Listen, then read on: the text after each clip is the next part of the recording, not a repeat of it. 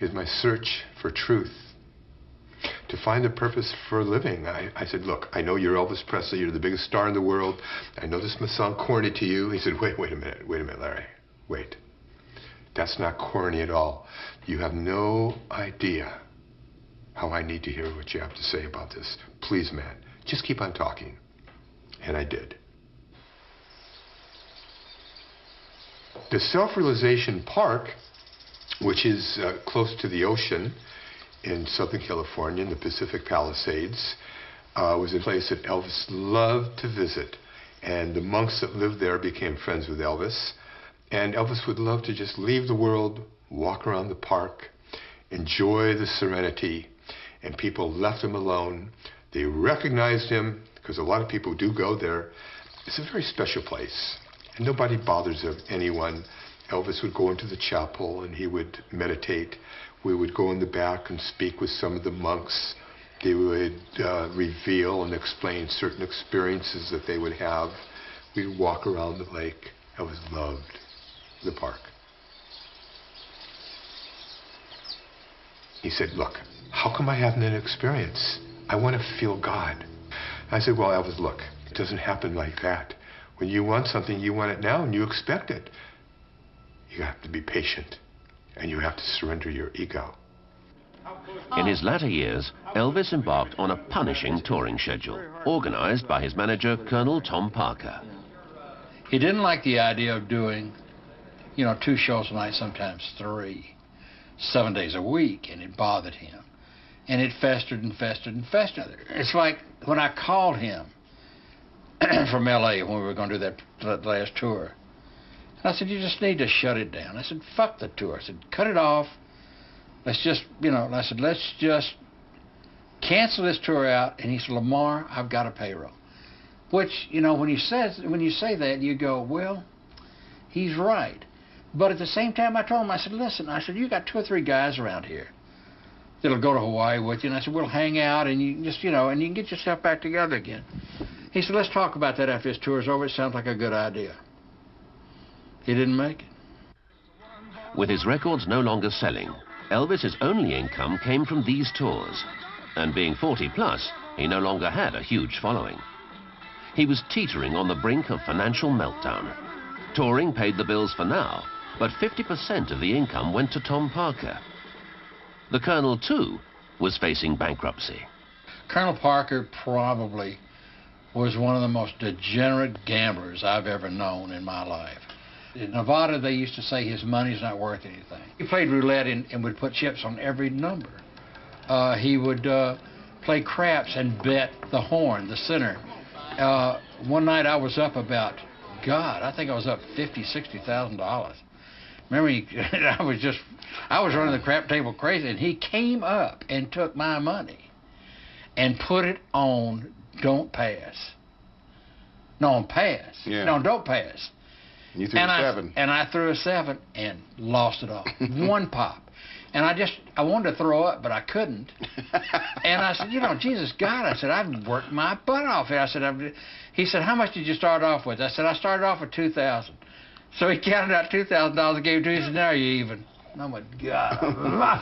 But I mean, he was right. I was even. Colonel, I was Colonel even. gambled in a way. I only lost $2,000. We all have our little idiosyncrasies. That was his was gambling. And I loved him to death, but he didn't play the game like you have to play it to win. I mean, he would go through with those on roulette, and he would drop 5 or 6 chips there, 2 on that one, 10 or 12 on this one, and whatever fell out of his hand, that's what he'd do. And when he hit, he didn't really win, because he had more bet than what it was. But he thought he did. Yeah. I mean, listen, one night in between shows, this was in '70, and we were at the crap table. And he called me and said, listen, he said, you got to stay with me here. And I said, well, I said, I've got to go upstairs early. He said, no, you stay here. He said, I'll get you up there on time. And I said, okay. So in a period of an hour and a half, he lost over $1.25 million. Come on back and let's play a little house so we can do what we did before. Now, baby, come back, baby. One night, I walked down to the casino. I just left Elvis. This was after his show. And I noticed there was a large group of people roped off, And they were all in front of a table watching someone gamble. And as I walked up, it was Colonel Parker, by himself at the table with stacks of chips. And he was playing the sucker's game of all games. It was called the Wheel of Fortune. And the odds of winning that game are the worst. It's better if you play craps or blackjack. At any rate, he's at the table and he spots me in the crowd. Larry, he said, come on, come here, sit next to me. He said, I'm not doing too well. I need some luck. Give me some good thoughts, Larry. I said, okay, Colonel, and I felt so uncomfortable. I really did.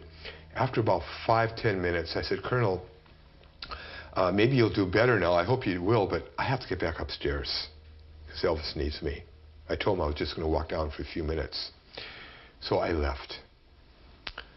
The Colonel was there for hours upon hours upon hours until like 5 o'clock in the morning, and he lost $1.5 million that night. As Elvis prepared for his last tour, that would start in Portland, Maine on August the 17th, it was clear that he had no choice but to perform if he were to remain solvent. And for Tom Parker, it was essential that his gambling losses were covered. Elvis had turned into the Colonel's own cash cow. We were on tour in Louisville, Kentucky. And this was about 4 months before Elvis passed away. And Elvis, the night before, had a very difficult time. He felt he had a fever. He felt nauseous. He felt flu-like. He couldn't sleep. He had a very, very difficult night. It was late afternoon, and Dr. Nick was Elvis's doctor, who traveled with us, was in the bedroom with Elvis. I was in the front room. The television was on, and there was a pounding on the door, which was very unusual because we owned that floor. No one was allowed there. We had security cops positioned in front of the elevators. Everything was blocked off. So who would knock on the door like that? So I immediately walked over to the door, looked through the peephole, and there's Colonel Parker, who never came to visit Elvis on tour. I opened the door. I said, Colonel. He said, where is he? I said, well, he's in the bedroom. Let me tell him you're here. He said, no, I'm going right in. So he, with his cane, he walked past me. He opened the door, and this is what I saw. Dr. Nick was holding Elvis's head. Elvis is in the bed, semi-conscious, almost comatose. And he was moaning. He was in such bad shape.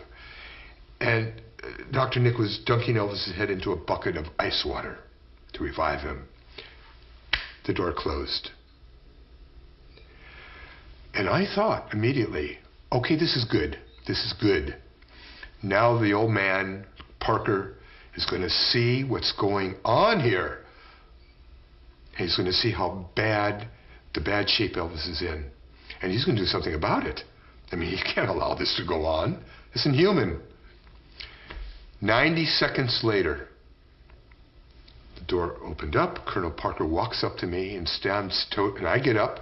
We stand toe to toe, and he stares coldly into my eyes. He says, now you listen to me. The only thing that's important is that man is on stage tonight. Nothing else matters. Nothing.